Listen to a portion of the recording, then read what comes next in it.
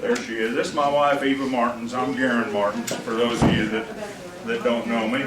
And we're thrilled that you came out to see what we have to say tonight. I hope that it's worthwhile to you, that we've given this program several times and have enjoyed just talking with people, because we share so much common ground in where we came from. If you have a German name, if you have a Mennonite background of any kind, you probably at one time or another, your family was probably from the area that Eva and I were able to go visit. And the Kortitsa and Mlechna colony of South Russia, now Ukraine, was the home of many of the Mennonites. There also was the Volga River Mennonites, that the Stecklines, their family came from the Volga River. Those people, they settled more toward Hays, Kansas, and that way. But the folks that are in Minnesota, Nebraska, Kansas, and Oklahoma, most of them came through the Mlechna colony or the Kortitsa colony at one time or another. So there's a lot of shared genealogy in this room and in this community, and just, you know, many people that we know would have originally come from there. I'm going to do a couple of things. There's a lot of people that don't know very much about Mennonite history and how it applies to these colonies that we went to visit. So I'm going to give a brief rundown on Mennonite history, but and then we'll take a look at the slides. But anyway, I want to do that just so that you have a better idea of how these people got there and why they left and all that. But anyway, all sides of my particular family are from the Low German speaking Mennonites. Low German is a language called Plattdeutsch, and Plattdeutsch is kind of a modified version of German, but they really don't understand each other very well when they talk to each other, because Plattdeutsch and German or High German are two different languages. But the Low German speaking people, all sides of my family come from that Low German speaking Russian Mennonite. And I never cared very much about history. I knew that my families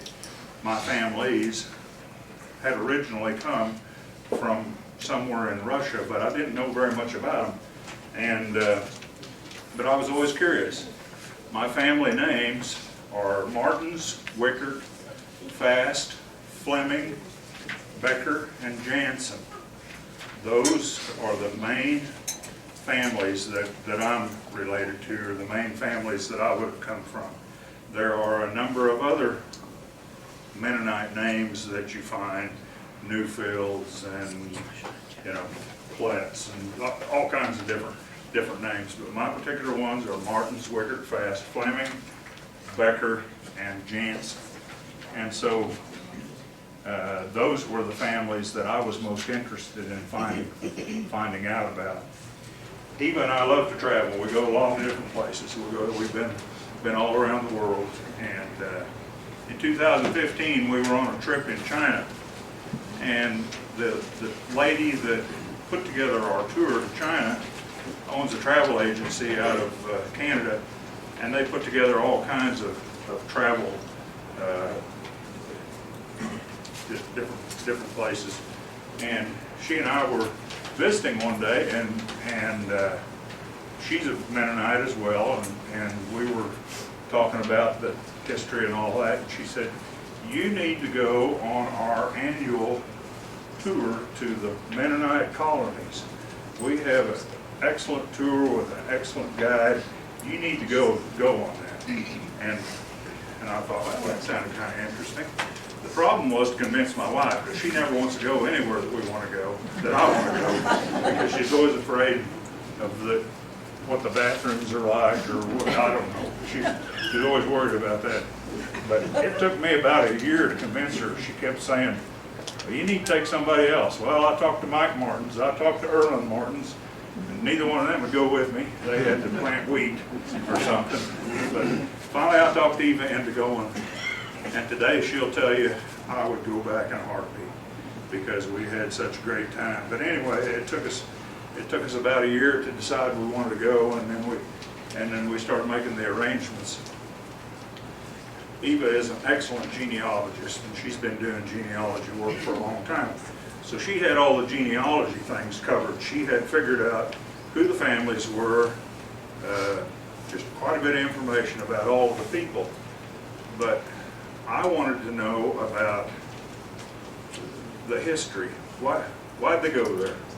What did they want? What were they looking for? Why did they leave and come over here? Why do I live in Fairview, Oklahoma instead of Ukraine somewhere? And so I started studying that part, and the main thing that I studied is where were they from? And because we wanted to go to the villages where these people had lived and see the actual villages. And we went to a lot of villages, and out of those, we went to visited probably 40 different villages, and out of those 40 villages, 12 of them, I had a direct family tie to those villages. But the research that I did prior to going helped me to establish a list that I could go by and say, oh yeah, this is where the Flemings were.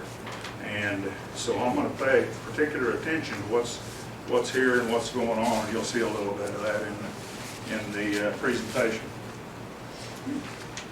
So we went in October 2018. We went with 32 people and traveled to Ukraine and then traveled around Ukraine, and then we also took an additional side trip into Russia, and there were 16 of us on the Russian trip. So we were able to see some sightseeing as well as do the heritage tour. And of course the heritage tour was the main thing. That was the one thing that we wanted to do. We wanted to see these villages. A little bit about Mennonite history. You've probably heard the name of Menno Simons.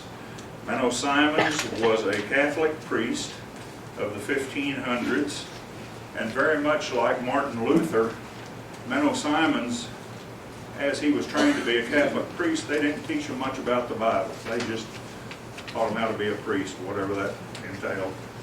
But Menno Simons and Martin Luther both decided that they were going to read the Bible and understand what it was about, and when they did, both of them ended up leaving the Roman Catholic Church and forming what we call today the Protestants. It was an Anabaptist. It was believers in adult baptism rather than child baptism, and there were some other things that they believed in. One of the things that Menno Simons came to understand and teach was non-resistance peace theology. He was very strong on that we're not going to fight with anybody and we're not going to carry our arms against anyone, and that was an important part of his theology. Well, he started gathering up people who believed like him, and these followers of his, he lived in Holland, or Netherlands, and these followers of his, because they had left the Roman Catholic Church, there was a lot of persecution from the Roman Catholics against these groups of people, and the persecution even took form of physical confrontations, and it was just really a lot of problem. And so these followers of Menno Simons, that they then started calling Mennonites, they decided that they were going to move on somewhere where there wasn't the persecution, and they ended up in what today is Germany, and eventually they ended up in Poland. And that whole area back in that day, Poland, Germany, Austria, that was called Prussia. They ended up in Prussia. And when they got to Prussia, they had a lot of experience of draining swamps from having been in the Netherlands, and they started draining swamps in Prussia, and the king and all the other people started liking them because they were turning Poland into a farming community, tillable land, lots of farmland, and the people loved them, and they were glad that they were there, and they became very prosperous in the Poland area. And just a little side note, Eva and I just signed up about a week ago, and we're going to Poland this summer, and we'll visit the communities, the villages in Prussia. These people had a good work ethic. They liked development of the land. They worked very hard, and so they were liked quite well. Well, then when it got to about the 1700s, they started persecuting again because they wouldn't join their military. They wouldn't allow themselves to be drafted in their military. In 1780, Empress Catherine the Great, who was the Tsarina of Russia, she came along and she said, hey, these Mennonite people, they're hard workers, they're doing good, they mind their own business. How about we invite them to come and settle part of Russia that we've had a hard time settling? So they invited them to go to South Russia, which is now Ukraine. And on this map, you can see here's Russia, it's huge. Here's Ukraine. Here's Poland. This is where they were.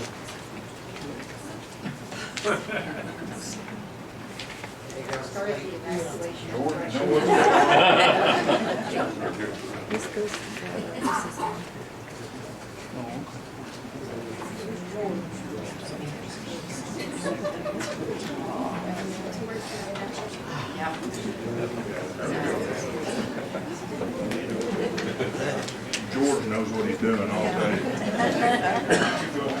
Anyway, she invited them to come to South Russia, which is now Ukraine, and to settle some of the land down there, because all they had were a bunch of wild people that were terrorizing, and the Russian people were pretty lazy and they didn't want to do anything.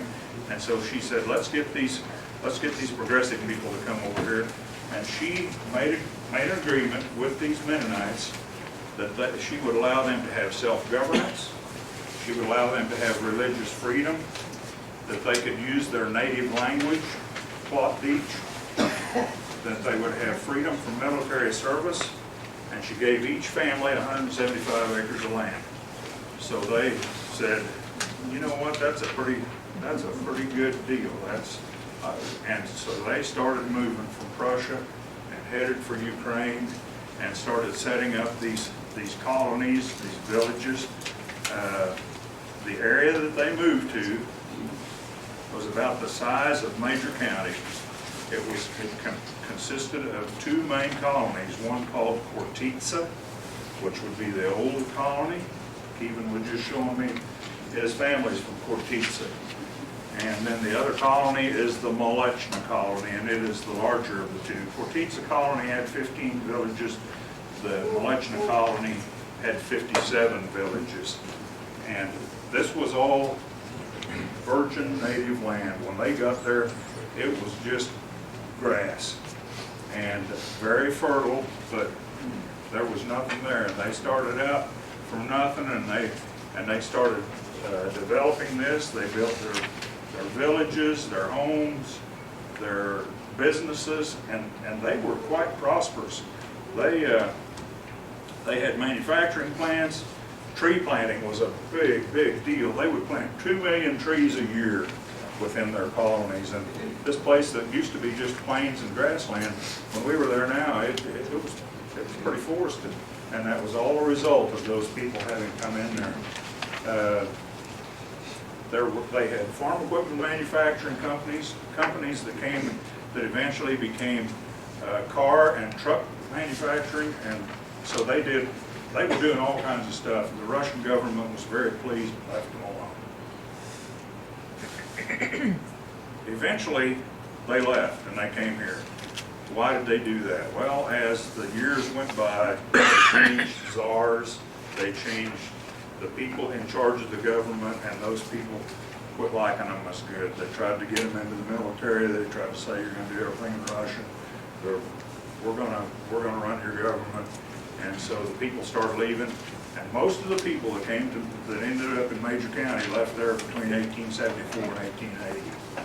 And a lot of those people, as they moved into Minnesota, Nebraska, Kansas, Oklahoma, a lot of them found that there was free land coming up in Oklahoma, and so they came and made the land run. And all four of my grandparents' families would have made homesteaded or made the land run into Major County. And there's a lot of you out there that have the same story in your family, that's how they got here and that's why they're here.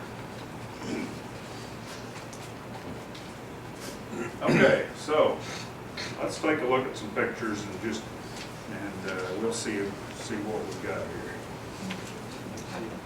This is just another picture of Russia, Ukraine, Belarus. These were all countries that were part of the USSR back in the Soviet era, and there was a whole bunch of them there that were that way. But now they have become their own separate countries, and there's a lot of tensions. And Russia's the big mean dog in the neighborhood, and they all have to deal with Russia. This is our group, 32 people. This is a picture in Kiev, one of the many churches in Kiev that we went by. Russian Orthodox is the religion of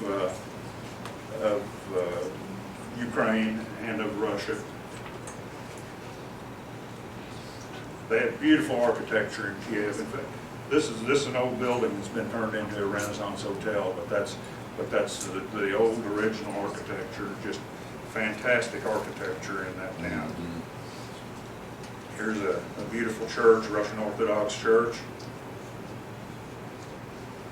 Another one. There were so many churches in Kiev, it was unbelievable. Every corner there was another gorgeous, monstrous sized church. How in the world they could have all these churches and have the starving people, I don't know. But here's a picture of the inside of one of those churches.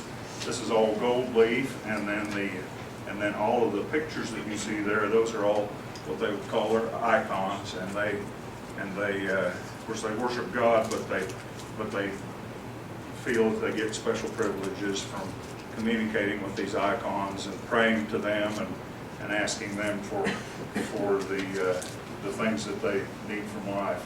And there were just lines and lines of people to get into these churches to go up to the icons and pray to them. Here's the inside of another one. Just gorgeous stuff. You'd stand there and you think, man, look at this. Who would even think of doing this? These are some friends that we made on the trip. This couple was from Washington, and they worked together with Ernie and Elsie Friesen when Ernie and Elsie were missionaries in Colombia. This guy, Galen, he was awesome too. Yeah, Galen Harms. We all knew first names. Yeah. He was a teacher of Ernie and Elsie's kids. The town that we worked out of or that we stayed in the middle of the colonies was a town called Zaporozhye. It's a town that was built during the Stalin era, and it is a town that is built on the Dnieper River, and the Dnieper River comes all the way from northern Ukraine all the way down to the south of Ukraine. And Zaporozhye was established as a town where they built a hydroelectric dam and a big lake, and it was built. This Zaporozhye was built on the remains of the old Kortitsa colony. So we were real close to Kortitsa colony, and then we were about 60 miles away from the Molechna colony. Now Zaporozhye, being an industrial town, they produce mostly steel. They have auto manufacturing there. The auto manufacturing started out as a company owned by a Koop. He built farm equipment and the government took the business away from him, and now they build cars. And there's a number of different industries in this town. It's kind of a gritty, hard scrabble town, but it was a good center for us to stay, and they had a great hotel we stayed in. Here's their streetcar. Another picture. That's just kind of the way the town looked. Beautiful, beautiful produce there. They grow so much beautiful stuff. And one day we went to the market and we just wandered around and looked around in there. I was standing there looking at these pickles, real enjoying looking at them, and the lady, she grabbed one and handed it to me. Yeah, I couldn't tell what she said, but she gave me one. Okay, this is the Cortizza colony, and this is a small picture. But anyway, these little, in your handout is a copy of this. These are the little villages that you have here, and Zaporozhye is right here, and the hydroelectric station is there. So that's the Cortizza colony, and then this is the Mleczna colony, and this is far, far bigger. There are 57 villages in the Mleczna colony. And if you study anything about your family history, there are probably names in there that you recognize. Nordenfeld, Abenfeld. They would use the same name again and again. It's really hard to figure it out when you start studying history, because in Prussia they would name something, and then when they got to Ukraine they would name a town the same thing, and when they got to Kansas they would name a town the same thing. And so when you're chasing genealogy, it's hard to figure it out sometimes as to which one they're talking about. This picture, and there's one of these in your handout too, this is the way a village was laid out. It would always have a center street, and then the houses would be arranged off of that center street, and around your house you'd have a big garden, you'd have flowers, you'd have fruit trees. They had to be self-sufficient, and so everything was done right around your house. And every town was laid out that way, and it's still that way. If you look at Google Earth, you still see those patterns. The first town that we ended up going to was a town called Lattica. And in Lattica, my great-great-grandpa, Peter P. Martins, was born there. Peter P. is the guy that built the house, homesteaded the quarter, and built the house where John Martins lives today. Peter P. was, he died in I think it was 1903. And but anyway, that's where he lived. And then my great grandpa Henry G. Fast, he came in about 3 weeks after the land run, went and found a disgruntled homesteader, bought the land from him where Roger Fast lives today. He bought that quarter section of ground for $30 from this disgruntled guy. I told Roger I'd double his money on it. But built that house where Roger lives today, and that would be my great-grandfather, Henry Fast. And they both, Peter P. and Henry Fast, they were both born in Lattica. And this is in Lattica. One of the problems with going there now is that our families from this area left there in 1874. And the number of buildings from that era, there are not very many. But there were still a lot of Mennonites that stayed around there after 1874, after 1880. And they were there up until the end of World War II. There was a big purging of people in 1919 when the Russian Revolution occurred. They took away all the land from the people, killed a bunch of them, sent them up to Siberia. Then World War II came along, and the rest of the Mennonites that were still there, the Nazis turned them into slaves or shot them. And so a lot of the buildings that you see were not there when our people were there. And this particular house and wall is probably of about a 1900 era. my great-great-grandpa Peter P. was born on house number 25 of Latticup, and there's nothing at lot 25 anymore, but it would be about where this house is standing. So it'd be very close to that, right in this area where you see there. This is Latticup, and that's where we started. You know, one of the things about these houses, there are no Mennonites left there anymore. They're all gone. As Russia progressed, they didn't want any groups together who might ever have any kind of, get their heads together and have any kind of revolutionary thoughts or anything, so they made sure that everybody was scattered. And there are no Mennonites there, but there are people that still live in all these houses. They're Ukrainian people or Russian people. And so all the houses are used. Here Eva is standing in front of the old school in Latticup. This would have been built after the family left there. This is Main Street of Latticup, and even though it's paved and has street lights and all that, this is where my family would have traveled and done their daily routine, you know, and it was really cool and really interesting to stand there and think, right here, this is what happened. There may still be some DNA in the soil over here. Where Grandpa scratched himself or something. This is another shot of the main street and where the people walk today. There's not a lot of private cars owned in this area. Very rural, very poor. People are subsistence people, and so you know the few cars that you see are not owned by the normal people. Now this particular building, this is a church at Petersburg. These, when you look at this map, the towns on there are only 3 to 5 miles apart. So you would go from one town to the next. You could walk there in 30 minutes. And Petersburg was about 3 miles from Latticup. This is the church where my family would have gone to church. It's not the same building, but it's built on the same foundation and built using a lot of the materials from the original Petersburg church. And that church today is used as a retirement home for these ladies. They were having a Bible study.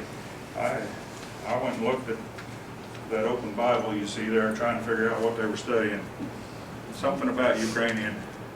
It's written in letters that we don't have over here. And it's written in words that we can't understand. And you can't figure out anything. You look at a sign, if it's a Spanish sign or a German sign, you can maybe kind of make something out. But this, they got backwards E's and upside down U's and all kinds of stuff. It took me a long time to figure out they were in 1 Peter 3. They were interested in seeing us, and we were interested in seeing them.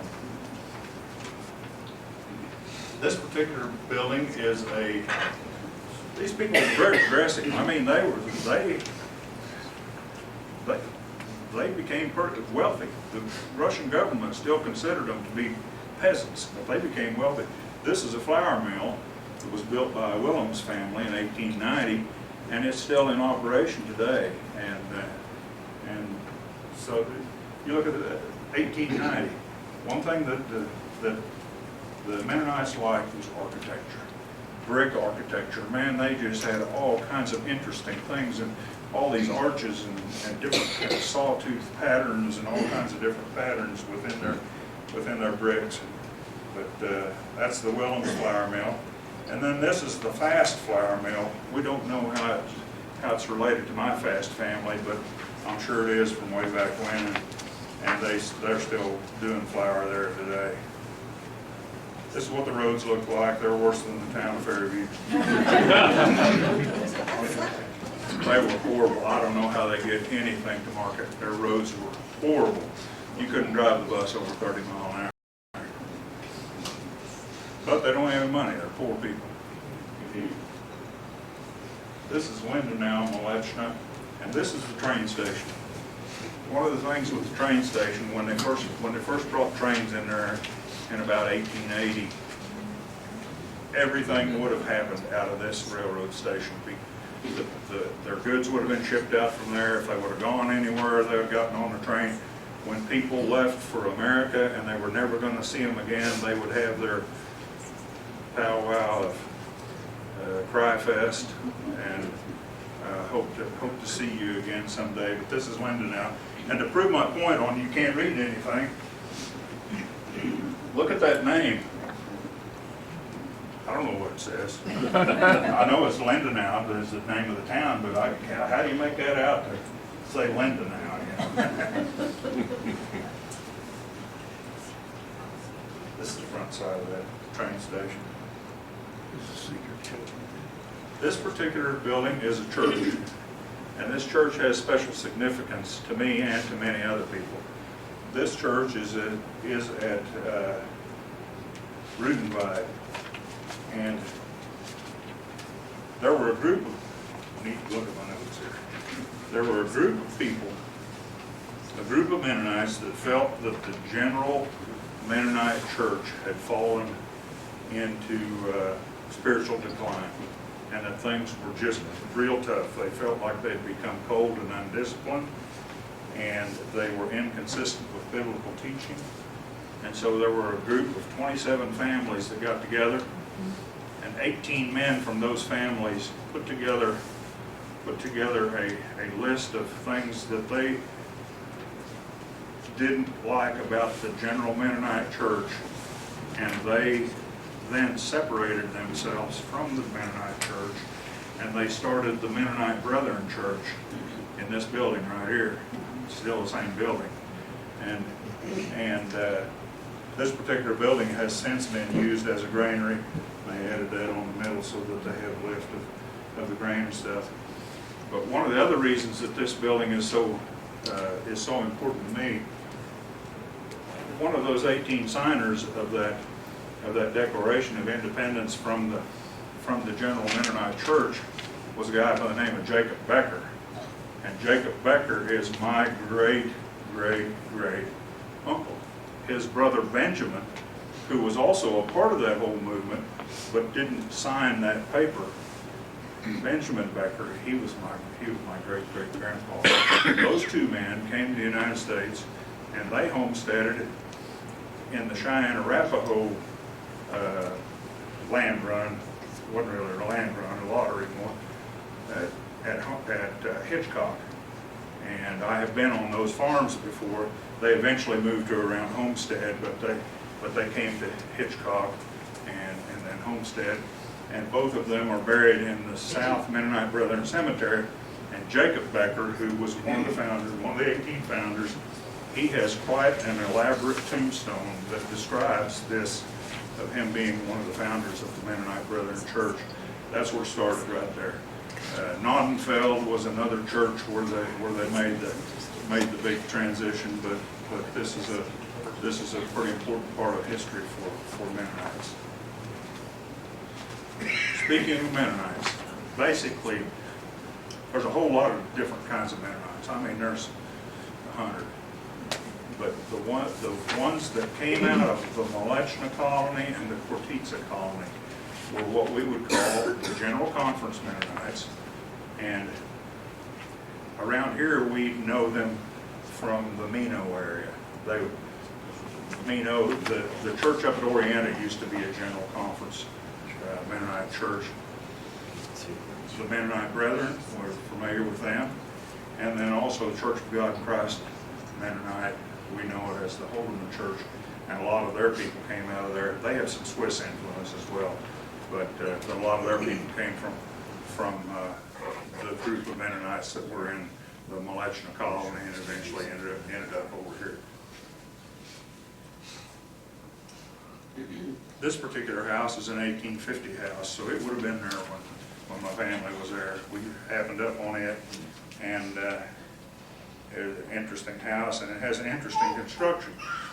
These are all handmade and hand baked bricks that bake them out in the sun, make them from clay. And this was a very typical method of laying brick on original Mennonite houses. And the thing that is unique, and you can tell a Mennonite house and in a lot of the older houses, well, they would have a long brick and a short brick, long brick, short brick, and they would stack them together like that. And this being as old a house as it is, it doesn't have quite as much pizzazz to the architecture, but it just was really interesting to see that old of a house. This is the way most of the 1900 houses would look. This blue is so popular, they call it Mennonite blue. I'm serious, they call it Mennonite blue. And you see that, just look at the brickwork on the windows and right under the, you know, it's got kind of a sawtooth pattern. The corners of the house, the architecture is incredible on it. But this is probably about an 1890 Mennonite house. Lots and lots of them that had kind of a similar type of a look. Now, I saw Leon here. This is a Newfield house. A guy that owned a farm equipment manufacturing company, and in the Cortitza colony, this would have been his house, and he would have built this thing. Yeah, he would. Are you going to show Leon how to write? Yeah. If you look right here, there's some letters up there, 4 letters. That says Newfield.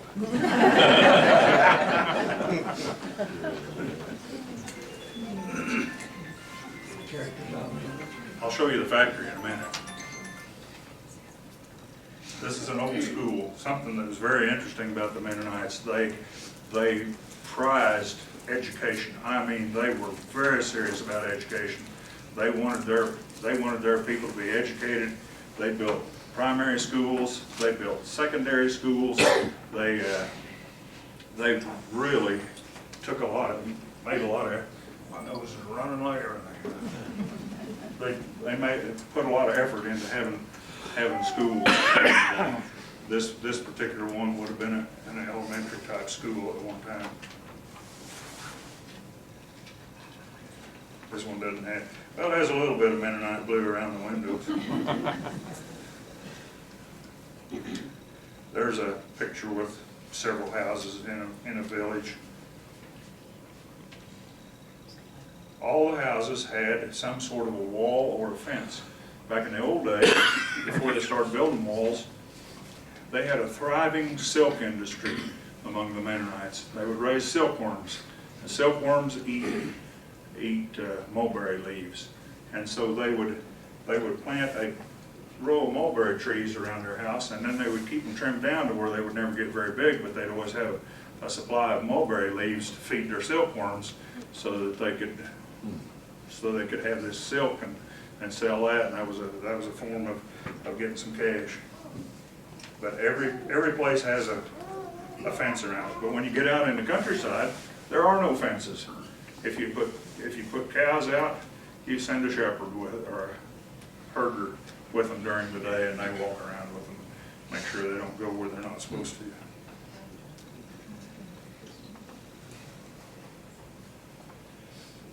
Almost every house had a gate like this, and if they had a car, they would park it right there, and then over the top of it is a grape arbor, and the grape arbor would form the roof for their carport. Here you can see one that has more grapes on. Their grapes were incredible. They had big old long strings of grapes like that, and there'd be roadside stands set up, and I always thought, man, I wish this bus would stop so I could get some of those grapes.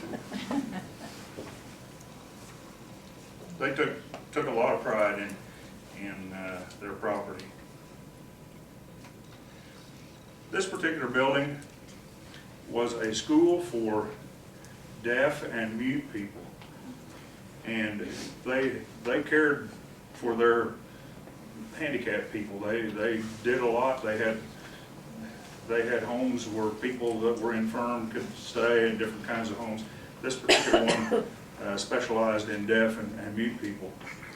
A story about this: when the Nazis invaded into Russia, of course they didn't like people that were infirm, and they came along to this place. They found it. They rounded up all the people in it and all the teachers. 200 of them took them out in the field, shot them. And it was, you know, when you stand there and you look at that kind of stuff and you think of the hatred that people can have for each other, it's pretty touching. This is another old school. Got a little Mennonite blue still left on it. Here's the Newfield plow factory, as I recall. They built horse-drawn moldboard plows. There's just some more brickwork, some more architecture. The pictures that I have are from both the Kortitsa and the Mleczna colony, and they're kind of mixed up. I really didn't make much distinction between the two. There'll be a couple of pictures in here that will apply only to the particular colony. Here's an 1896 house. Lots of the larger farmers would have a nice gate post and some kind of a fancy looking deal, and here's some old gate posts. These would have been from back in the 1850s. This photograph, when the first Mennonites came to the Kortitsa colony, the first thing they came to, when they got to the place where they were going to stay, the first thing they came to was this oak tree. This oak tree is purported to be 700 years old. This was the place where they would gather and have their meetings. If they had an important item to discuss, they would gather there and do that. They held church under there. People that were moving in and needed a place to set up a campsite for night before they went on to establish their home, they would live under this oak tree, and it was just a huge oak tree.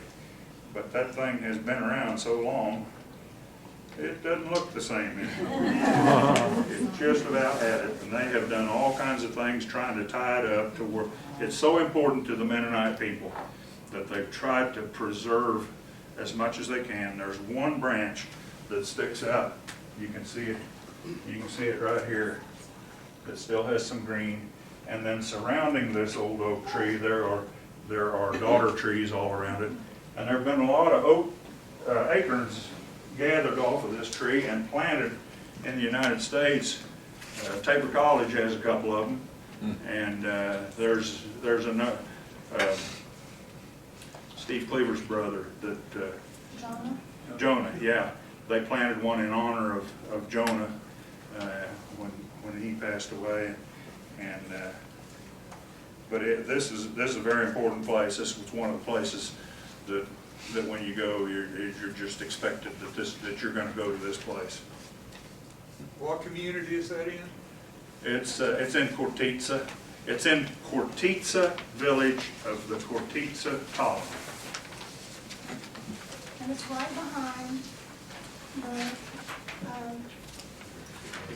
Russian Orthodox. Yeah, they were having a big Russian Orthodox church service in this building right next to it when they were there, and they got their head in while they were doing that. This is one of their secondary schools. This is where they train teachers.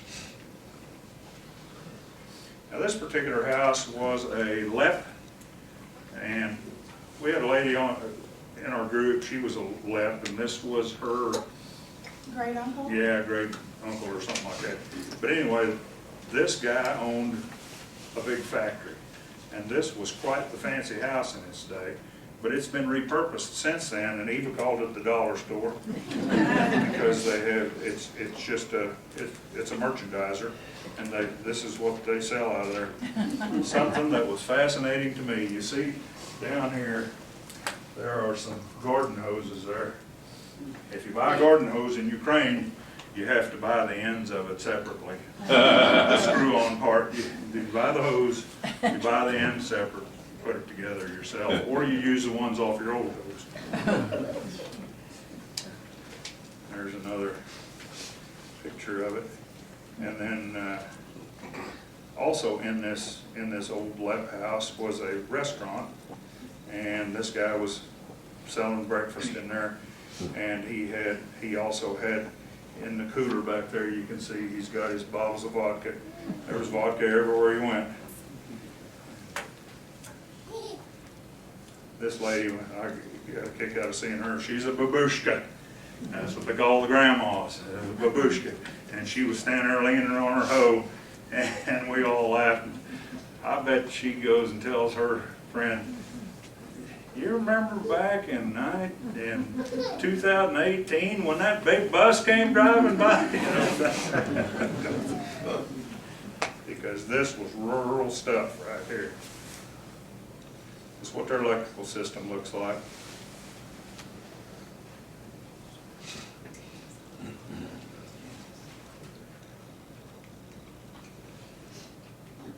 But it was pretty reliable. Out in the rural part, almost everything was electrified. There were some areas that weren't, but you had to draw your own water, and it was all outhouse stuff. This lady was herding turkeys and talking on a cell phone.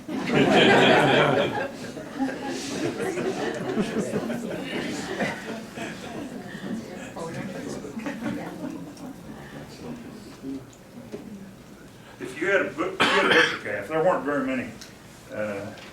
Wasn't very much beef served over there, mostly pork and chicken and fish. But if you had a butcher calf, instead of having a pen to put them in, you'd tie a chain around their neck, and then you would stake it to the ground. In the evening, you'd stake him out there during the day. In the evening, you'd come get him, take him to the barn, let him water, spend the night in the barn, and then in the morning, you'd come back out and get your calf, and you'd take him out and you'd move him over. And it was, what do you call that, grazing, rotational grazing? Yeah. That's what they were doing with these. Management intensive grazing. It was also your lawnmower. Yeah. They did that with their milk cows too. Everywhere you drove, out in the ditch, there was a milk cow tied up. Here's a bunch of, this guy had a number of milk cows. His herdsmen were bringing them home for the night. Some more village pictures. Here's the outhouse. The ladies. I have a few farming pictures here. It just happened that we were planting wheat when we left Fairview, and they were planting wheat when we got over there. They have absolutely the most gorgeous soil in the world. It's a black, loamy soil. It's about 9 foot thick. Just incredible fertility in that soil. It's unbelievable what that all looked like. How much rain do they get? They get about 40 inches. And around here, we're 21 to 27, I think. They were having sunflower harvest also. Ukraine is the #1 exporter of sunflower oil in the world. And there were sunflowers everywhere. And this is how they would deliver their sunflowers to market. This is on a collective farm where they had a number of owners of the farm, and then they had one guy that was the head dog running the thing, and then the owners all worked together, and they hired other people to help them. The collective farms had the nicer equipment. They had John Deere tractors and stuff. This is a big pile of sunflowers on the ground. They're loading up the trucks to go to market, and they were going to Odessa, which is about 250 miles away. Had to have taken a week on their crummy roads. This is what a house would look like from the backside. They would have a big garden. You see the one that's on the right. They still have some garden stuff out there, but most of their gardens, they were cleaning them up for the winter. But that's what it would look like behind their house to raise their foods for the next year.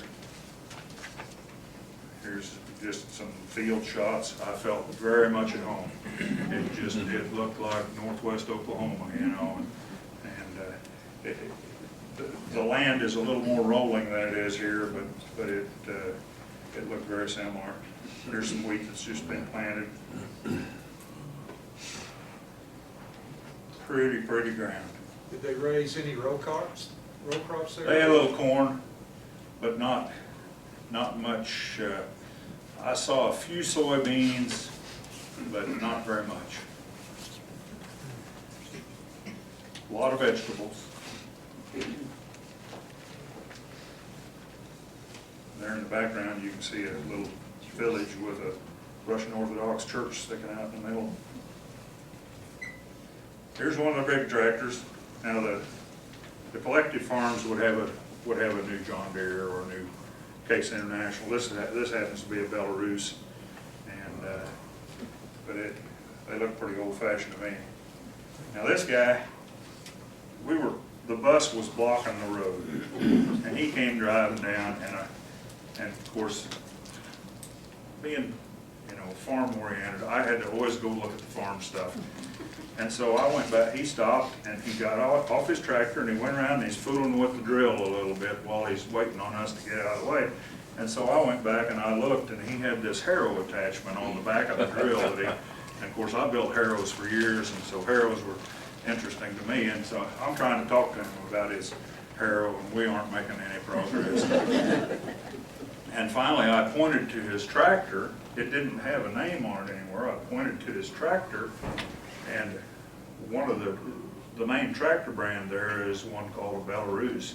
They used to import them into the United States, but they were such a piece of junk that they quit importing them. Finally, I pointed to the tractor and I said, "Belarus? Belarus, oh Belarus." So he had the same opinion of me. That was the best communication I had with anybody.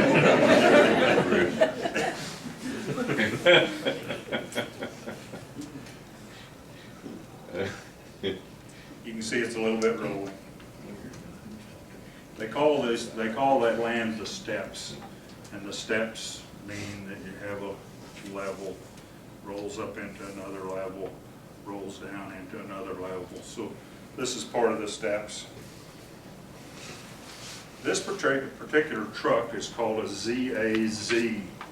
This is a fairly new truck. The ZAZ truck was built by the company that used to be the Coupe manufacturing company, owned and started by a Coupe family. It was the largest manufacturing plant in all of Russia until 1919, when the government took it over after the revolution. But this is about a 68, 70 model truck, and you just saw hundreds of them around there. They were everywhere.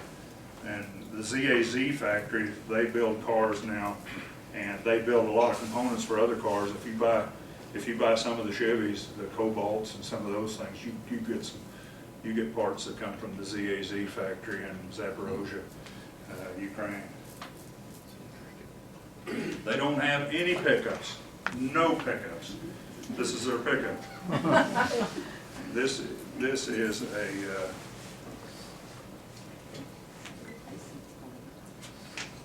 anyway, it's a Russian car, and you see they've got their little trailer, and they've got that all full, and then inside the car is full, and they even have a rack up on the top where they can haul some stuff up there. But that's what they would use for a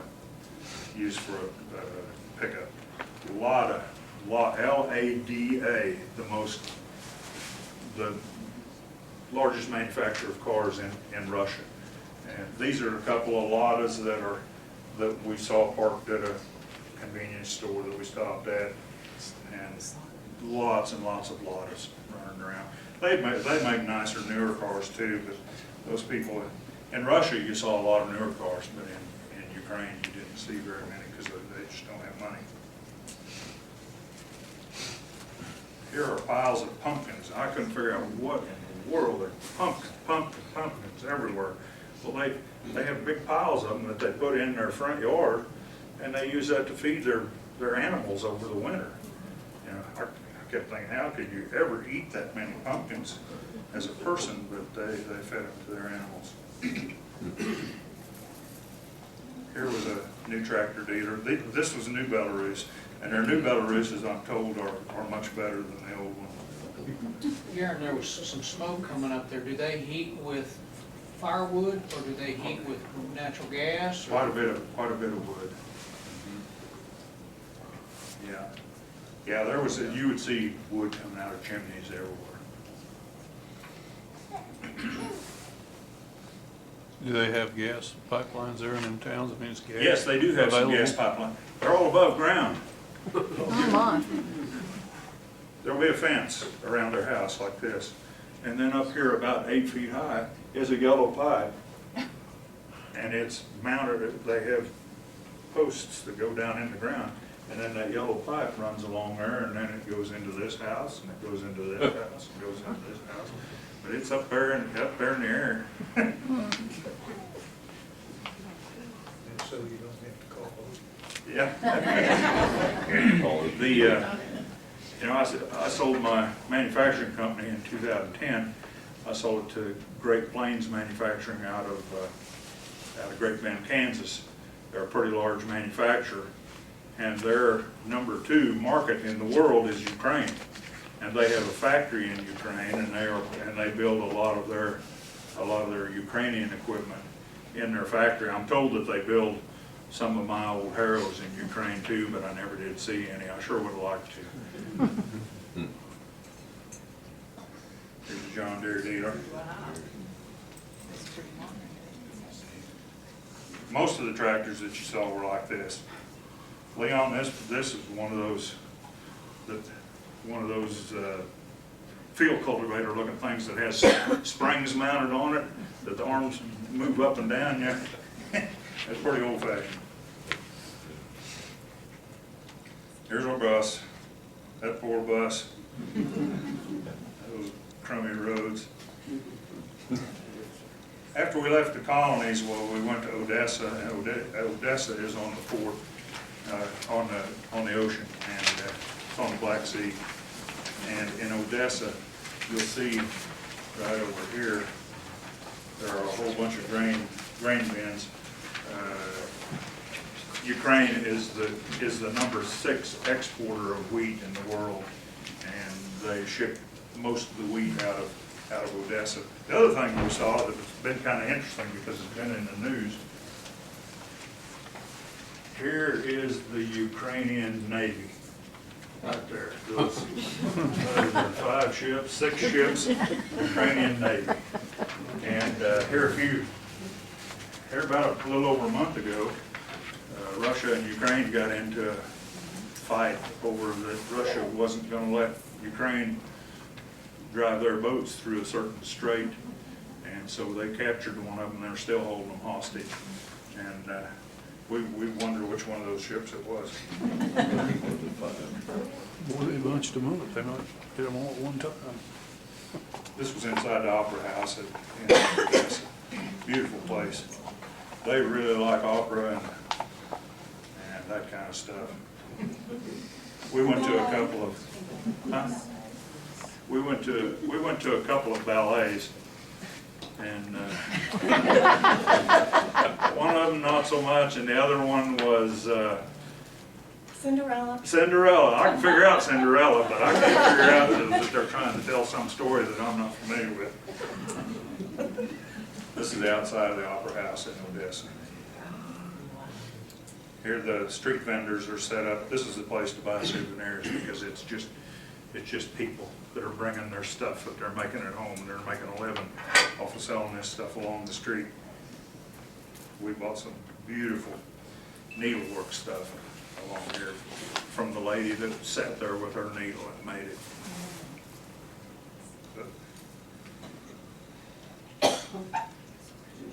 This was at the collective farm that we went to. This was kind of the appetizers that they fed us, and this is what our table looked like. They had vodka shots, the first thing you started off with. I don't need much vodka. This is a very typical meal right here. You would have a lot of fresh fruits, a lot of cooked fruits, some kind of a meat. This was probably pork, but they're healthy eaters, man. I mean, they eat lots of vegetables and lots of fruits, and they were excellent. This is the only time on the whole trip where Eva got an iced tea with ice in it.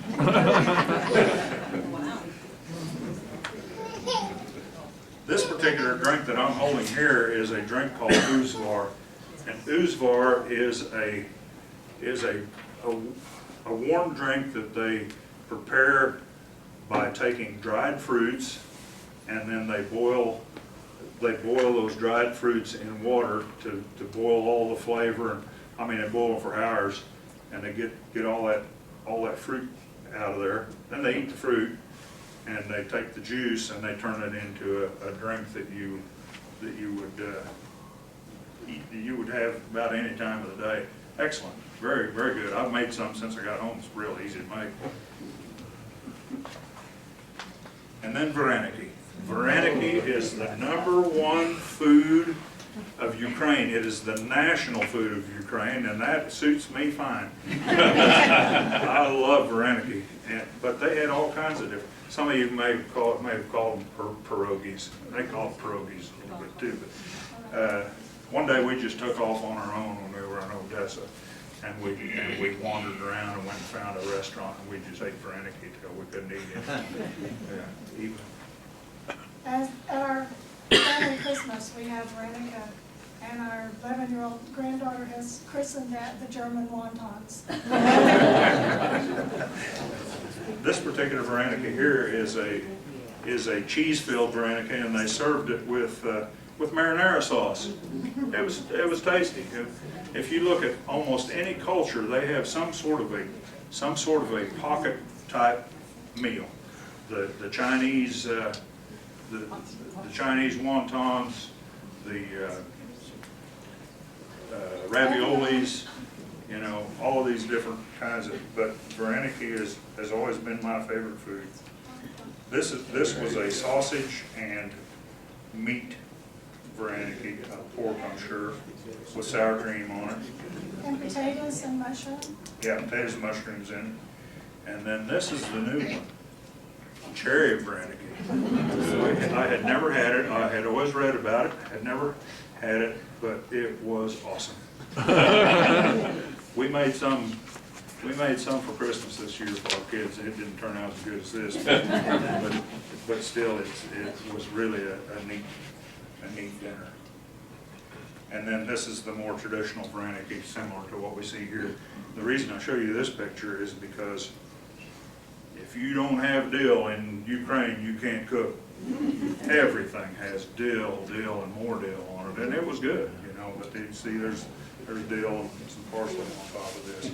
And instead of making a sauce to go with their vareniki, they just put some sour cream on top. They use lots of sour cream over there. Here's some borscht. You had borscht with almost every meal. Every meal consisted of a soup, a salad, or a raw vegetable plate, and then they would bring you the meat with a vegetable, and then you'd have a little sweet afterwards. But every meal, everywhere you went, was 4 courses, and excellent. Was there borscht made from beets? We had some beet borscht, but you couldn't tell that it was beets. Huh? Only once we had. Yeah, only once. The rest of all different borscht Yep. soup. Okay. The way that they make their beet borscht, Bill, is they just shred some beets and put it into something like this. This guy, I just love looking at this picture. The Ukrainian people are happy people, and he was happy. He was happy to be serving us. And this is what he was serving us, a couple of carp. But it was wonderful. they took this carp and they steamed it so long that it turned all of the bones into mush. I mean, it was just like you were just eating pieces of fish. You didn't notice that there were bones in them. Then that pink stuff in the middle, that's horseradish mixed together with a beet, some beet juice or something. And just look at what a pretty plate that is. Russian pancakes, you can get those for breakfast almost every day. And my grandkids, we have learned to make Russian pancakes and they love them. Here's some of our friends at a dinner one night, and this was just the appetizer. Some really pretty food. Here's the pay toilet. When you go to Europe, I don't care what part of Europe you're in, you better have 50 cents or 50 euros or half a euro or whatever, because you're going to have to pay some money to go to the bathroom.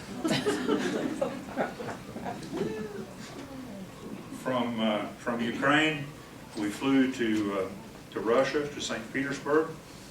Ukraine and Russia are mad at each other, so you can't fly directly from Ukraine to Russia or Russia to Ukraine. So you have to go to Belarus, change planes, and go to Belarus has figured that out. When you change planes, they charge you $150 of tax to some sort of airport fee or something. But we flew from Odessa to St. Petersburg by way of Minsk, Belarus. This is a church that was built in honor of Alexander II, Tsar of Russia. He was killed at this particular location assassinated by a bomb, and so his family built this church to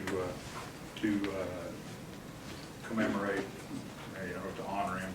And that's all done with mosaic tile, just an incredibly beautiful thing. This is the Hermitage. Hermitage is the National Museum of Russia, and in that building are treasures beyond belief. Gold, all of just incredible stuff. The paintings that are in there, just you wouldn't believe what's in there. Look at this, these inlaid floors. Rick, you think you could come over to the house and do it? The Hermitage is the old summer palace for the Tsar, and this particular room was the throne room. You can see there on the left is the throne. But unbelievable woodwork. It's the hallway, all inlaid tile. That painting that's up above us there, that thing's about 12 feet tall and over 20 feet long, and just an incredible work of art. And this building is packed full of this kind of art that Russia has collected over the years. They had art by Van Gogh, Rembrandt, Renoir, Monet, all of the painters. Here Eva is standing next to Monet. This is probably a $20 million painting. She's standing by there, and you just walk up to it, There's security around. Well, they had people around there. You probably didn't see everything they had. There's some more inlay. And the thing about this one, I wish I would have taken a picture up above. The ceiling matched perfectly with the floor. The ceiling was done with mosaic tile.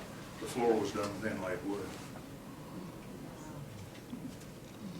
Here's inside of a church. All this gold leaf. And this particular picture, I took it for a specific reason. Catherine the Great, Empress Catherine the Great was the one that allowed the Mennonites to come in. This is where she's buried inside this church, buried in that tomb right there.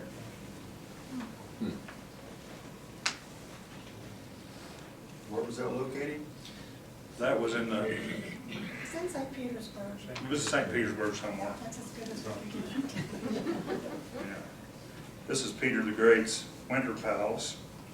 He even had his own church. And the fountains were incredible.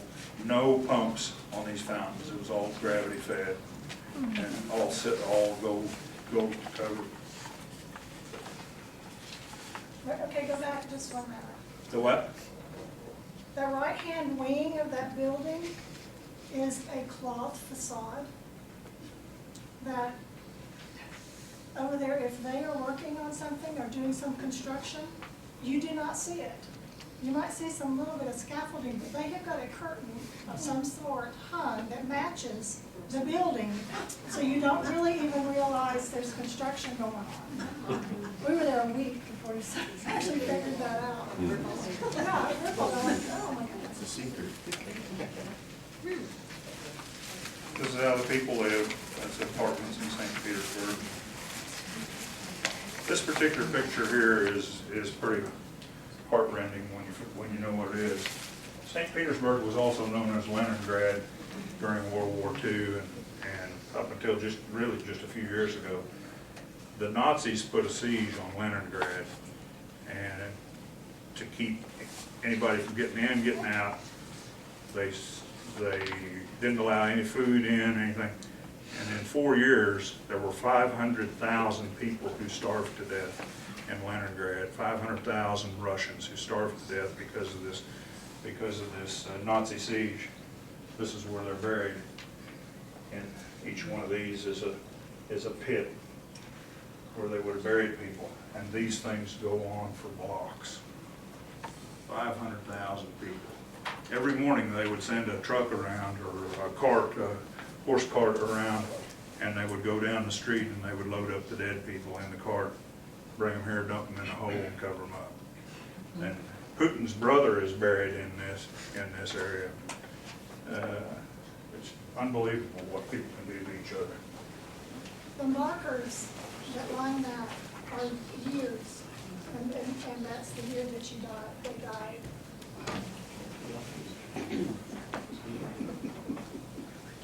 Hey, then we went for the last stop, we went to Moscow. We're almost done. This was the bullet train, 200 mile an hour from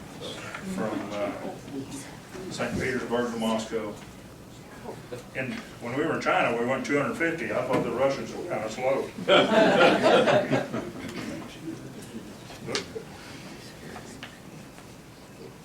Growing up as a child of the 50s and 60s, every night when I would go to sleep, I would think, the Russians are going to send a nuclear bomb and I'm going to die. We would practice during the day getting under your desk and hiding from the atomic blast that was bound to come. And I just knew that I would never become an adult because I was going to die because Khrushchev said we're going to get them, we're going to kill them. And to walk into the Kremlin was pretty just a lot of emotion with that. This is the changing of the guard at the Kremlin, at the entrance to the Kremlin. And here I got a little video of this one. I just love this.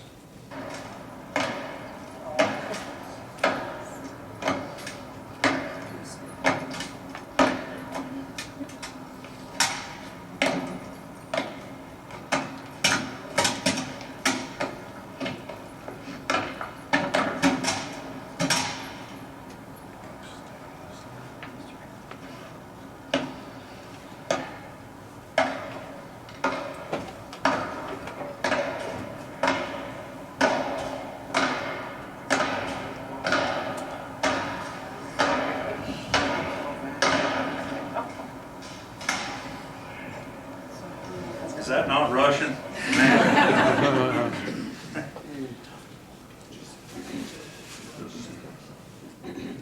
Here's some cadets that have been out to practice.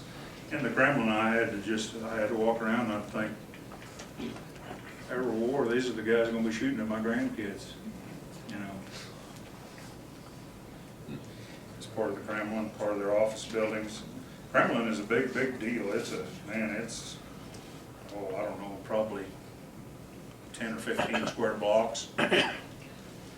Inside the Kremlin, they have this church And this is where they do the coronation of the czars or the leaders. Here we're standing on the parade grounds. The three windows on the left, that's where Putin's office is. So they told us. He wouldn't come out and collude with me. And this is an iconic picture this church was built in honor of the defeat of Napoleon when Napoleon invaded Russia, and so they built this church to honor their success. This is on, and that church, by the way, is on Red Square.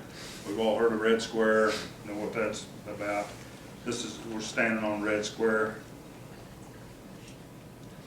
And it's not as big as I thought. Whenever you see a parade of military hardware for Russia, this is where it's happening, right here on this property. If you see those two policemen that are over there, right above them is a dark red building, and that building is where that's Lenin's tomb, and Lenin is in there in a glass coffin. They say it's him, but anyway, he's in there. A couple times a year they open that thing up and let people walk by and look at him. But he's laying in there, and whenever they have a parade, well then all the dignitaries line up on top of the building there at Lenin's tomb and look out at it. And then that deal on the left, that yellow colored thing, that's a mall.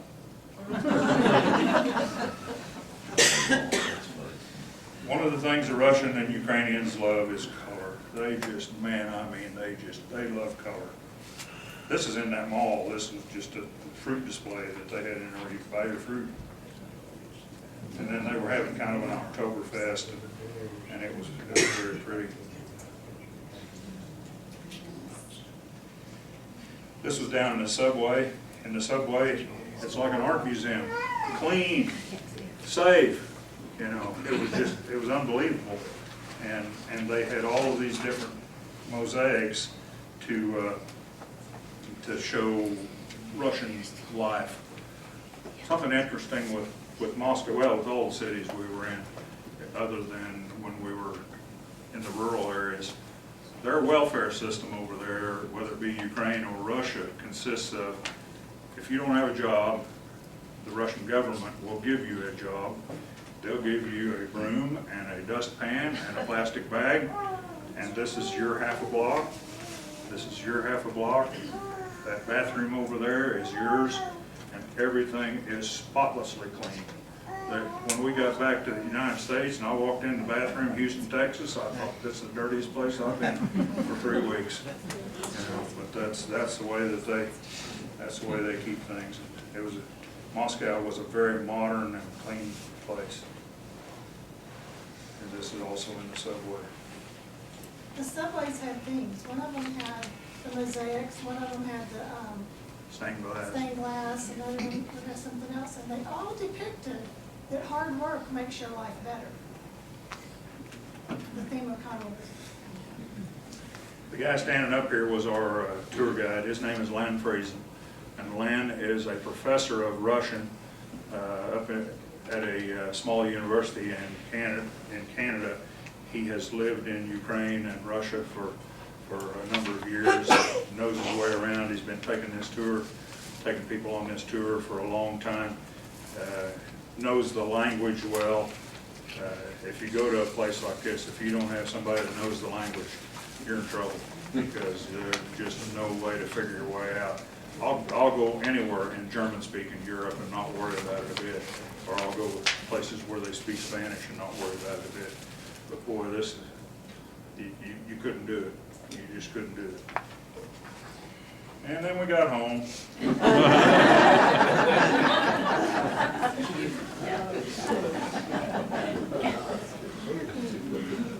Be happy to answer any questions or try to put in keep you too long. How far,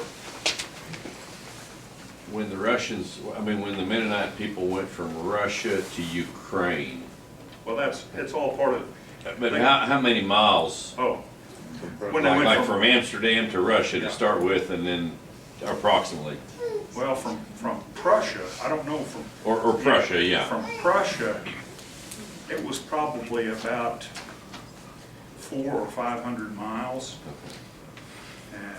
And a lot of that was just That's a- walking or ox That's a cart. pretty big deal. Yeah. I mean, back then. Yeah, it was, Yeah. it was. And the country of Russia helped finance that. They said, if you'll come over, well, we'll give you some money. They didn't give them as much money as they told them they would, but they helped finance it. Something terribly interesting that I have found in my research, when they came from, especially the ones that came later, when they came from Ukraine, Russia to the United States, there were people that were already here, there were Mennonites already here in the United States that were gathering up money so that they could charter a ship for them. They didn't have very good accommodations, but they had their way paid. And that's the original MCC was formed to help these Russians get to the United States.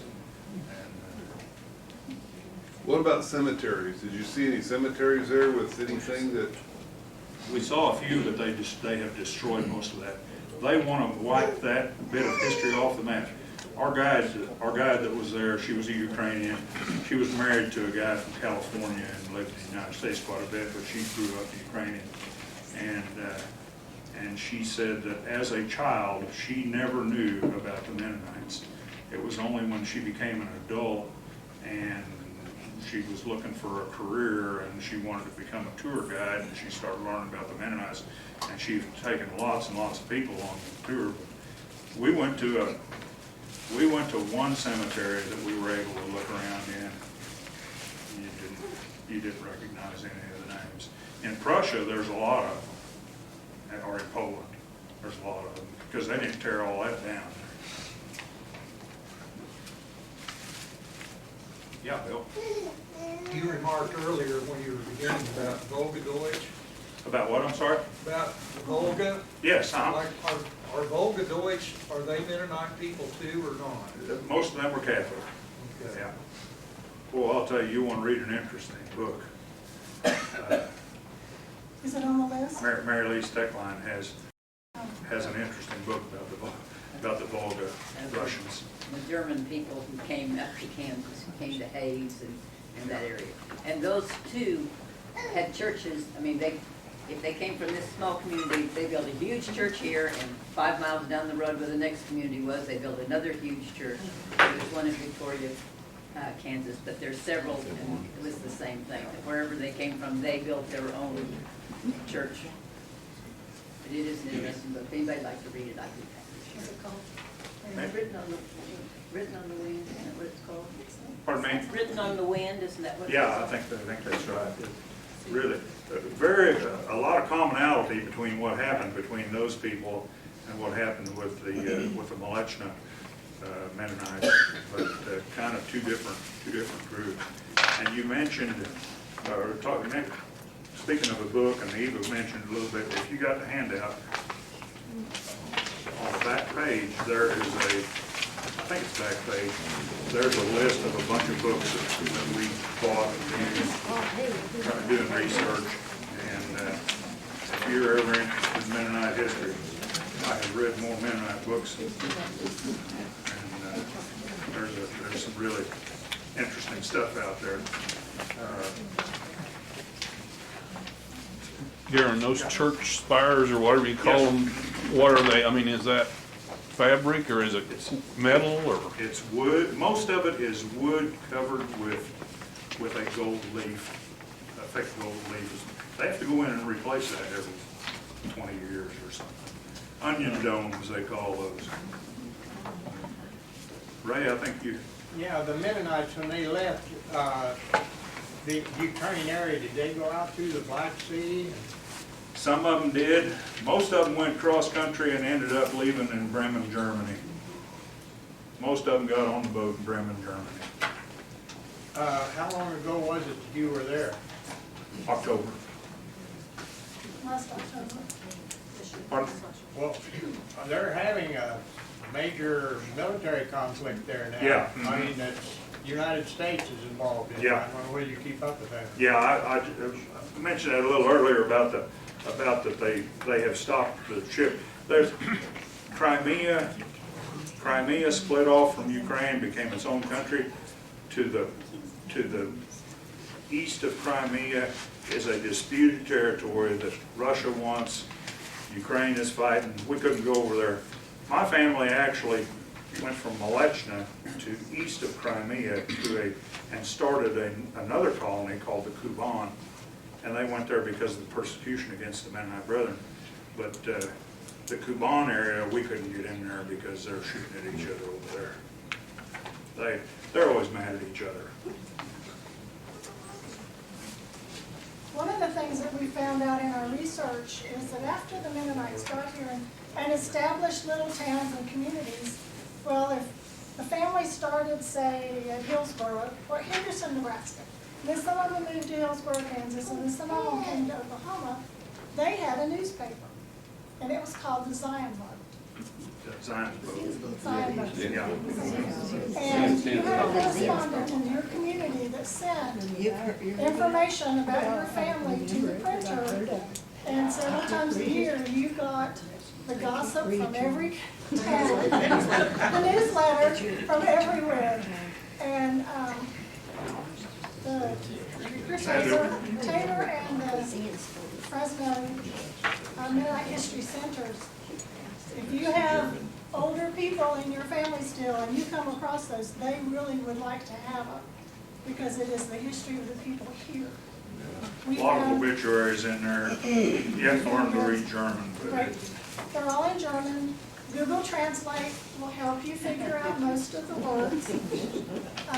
Because we've done that. I mean, you don't have the same keys on your keyboard, but you can get help. It'll help you figure out all that. If there's anybody that didn't get one of these handouts and you want one, be sure and see Eva, and she'll get you one. We didn't have any idea how many people to expect. As you can tell.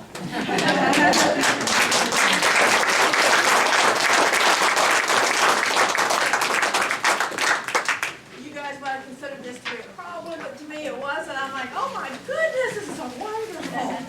So, do you even want to do a follow-up on this and anything? We were talking about your things you brought back to show, your food. She said you guys have needlework. You feed us all Granica.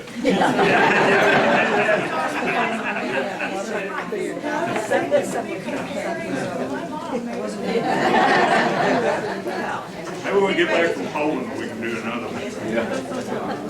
If anybody else has got a story they want to share, or they've got some family history, whether it's Fletcher County, where they came from in Kansas or Russia, Ukraine, let us know and we'll be glad.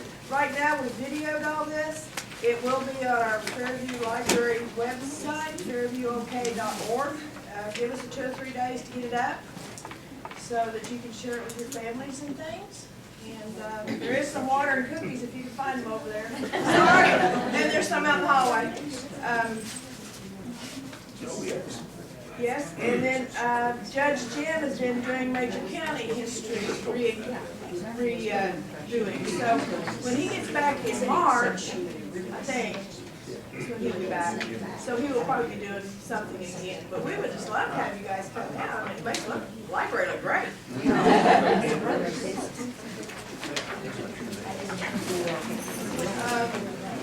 There's no more questions?